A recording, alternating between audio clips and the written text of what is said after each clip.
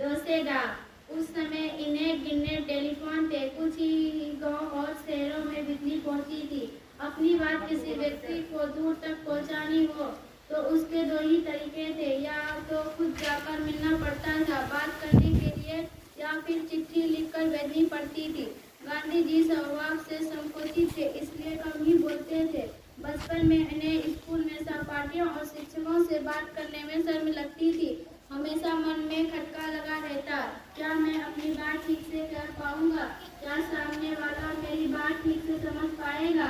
15 साल की उम्र में उन्हें जब अपनी चोरी की बात अपने पिताजी के सामने स्वीकार करनी थी, तब भी वे बोलने की हिम्मत नहीं जुटा पा रहे थे।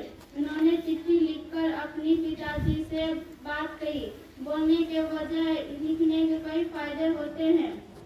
एक तो यह कि हम सोच समझकर अपनी बात कह सकते हैं। बोलते हुए ऐसा ही हो ही जाता है कि हम अबेर कह जाते हैं जो कहने का हमारा इरादा नहीं होता, गलत सलत बोल जाते हैं। चिट्ठी लिखने की आदत के कारण गांधी जी विदेश में रहते हुए भी भारत से सदा जुड़े रहे। स्वदेश लौटने और आजादी की लड़ाई में जुटने के बाद तो गांधी जी पक्षित हो गए थे।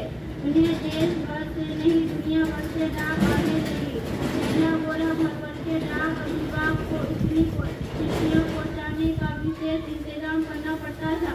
बापू की सदा कोशिश रहती कि हर एक चिट्ठी का जवाब प्यार से दे। लिखते लिखते जब दाहिना हाथ थक जाता तब भी बापू रुकते नहीं थे। उन्होंने बाएं हाथ से भी लिखना सीख लिया था।